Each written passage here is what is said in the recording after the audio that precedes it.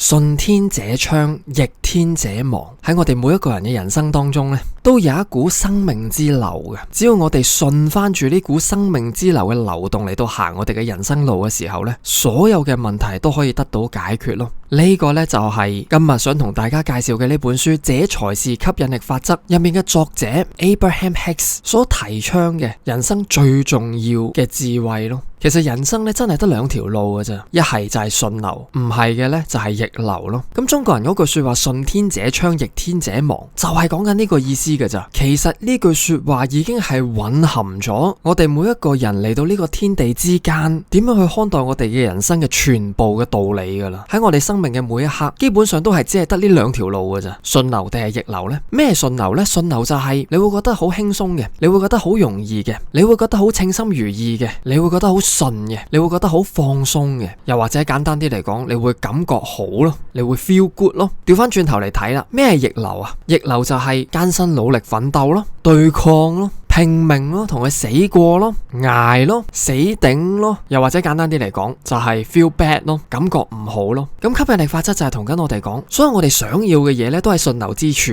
一切嘅逆流而上咧都係徒勞無功嘅。呢兩套咧可以話係完全唔同嘅做人嘅價值觀嚟嘅。點解一般人會咁受嗰啲艱辛努力奮鬥逆流而上嗰啲價值觀影響得咁犀利呢？原因呢就係因為成個主流體系、家庭體系、教育制度成日都同你講要努力咯，努力就會有回報，做人呢要刻苦，吃得苦中苦，方為人上人。大家都好習慣呢一種做人嘅方式啊，以至到喺今日個社會度，點解大家都會覺得咁辛苦呢？甚至乎會有情緒病呢？其實都係俾呢啲嘅價值觀逼出嚟嘅。大家都係好唔習慣一種順流、一種喜悅、一種輕鬆嘅生活方式，甚至乎覺得休息啊、放鬆啊係罪嚟噶，唞耐多少少呢都會有種內疚感咯。咁但係其實能夠休息呢一樣嘢，先係真正嘅豐盛富足啊嘛。點解有時啲睇相佬會形容一啲人佢係富貴命嘅，或者係勞碌命嘅？就係呢啲睇相佬從佢個面上睇得出呢個人係處於一種點樣嘅能量狀態咯。咁但係相由心生，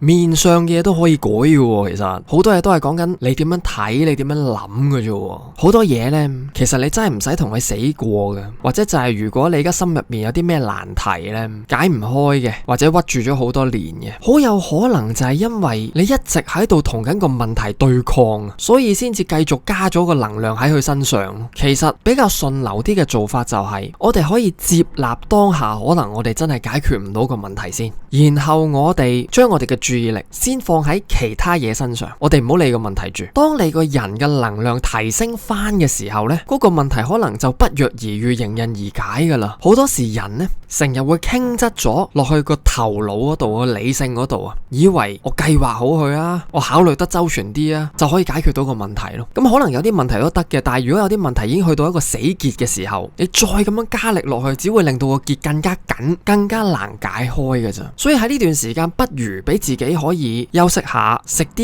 嘢，瞓個晏覺，睇場戲，去個旅行，睇下啲無聊嘢，抽離一下先。咁樣做唔代表你唔關心個問題，或者唔代表你咁樣叫做放棄，而係俾翻個空間自己叉翻足電啊，提升翻好你嘅能量，先至再去面對嗰一樣嘢啫嘛。咁你成個感覺係會唔同嘅，因為喺吸引力法則嘅世界入面咧，所有嘢係講緊能量嘅，同頻共振，同質相吸。你嘅能量處於一個點樣嘅狀態，你會吸引翻類似差唔多嘅嘢結果出嚟。咁如果你處於一個好緊張啊、好憤怒啊、好疲倦嘅狀態嘅話，就算有啲咩絕世好橋俾到你啊，可能你都把握唔到噶。所以不如你俾自己唞下先啦，你俾自己轉移視線先啦，你俾自己個 energy 暫時抽離一下先咯。咁呢一班咧可以話係來自宇宙嘅順風車或者超速列車嚟嘅。你最重要嘅嘢就係要上車咯。上咗車之後，你只係需要享受個旅程就足夠噶啦。之前同大家分享過嗰個巴夏嘅最高興奮公式啊，其實同今日 Abraham Hicks 所分享嘅嘢係完全一樣噶，都係講緊我哋點樣順流咯，唔好同個問題硬碰咯。喺此時此刻，喺呢個當下，喺你嘅能力範圍內，亦都喺你現有嘅資源範圍內，去揀一個你覺得最順流嘅嘢嚟做就得噶啦。與其我哋繼續同個問題對抗，不如我哋試下將我哋嘅生命呢個軚盤啊扭向第二個方向啊。其實往往你會發現呢條順流之路啊，先至係會帶你去你最需要去嘅地方嘅。好多時人都係俾個小我局限咗，以為自己心入邊諗嗰一套就一定係啱嘅，一定係最好嘅，一定可以帶到你去目的地嘅。但係其實 excitement 或者喜悅嘅能量，先至係真正能夠帶領我哋去到我哋最需要去嘅目的地咯。當你越能夠放鬆，你越能夠放輕啲嘢嚟做嘅時候，反而你嘅顯化速度先至會越快嘅。好多人一日喺度急，喺度死衝爛衝，喺度焦慮不安緊張，係啊，做好多嘢啊，但係全部都係窮忙嚟噶，全部都係一啲冇意識嘅行動嚟噶，到頭嚟都唔知自己喺度做緊乜，落過嘅功夫都白費晒，都唔能夠俾自己個心靜低落嚟，去睇清楚發生緊啲乜嘢事先。咁當我哋真係能夠俾自己靜低翻落嚟嘅時候呢，真係跟翻住順流之路嚟到行啊。接下落嚟最需要嘅嘢呢，就係信任咯，即係等於你個男朋友同你求婚，佢叫你眯埋隻眼先啦，跟住佢揾隻手咧輕輕遮一遮你對眼，然之後咧一步一步咧帶你行去佢布置好嘅場景嗰度。咁你喺行呢段路嘅過程入邊，你唔會喺度周圍睄噶嘛，你唔會喺度好緊張噶嘛，你唔會話做咩啊？你帶我去邊啊？咁你咪破壞晒啲氣氛咯。你唯一要做嘅就係被動咁去接受咯。咁當然你都要去行嘅，但係成個過程就係要一份信任咯。咁我哋嘅心呢，其實係一個能量感應器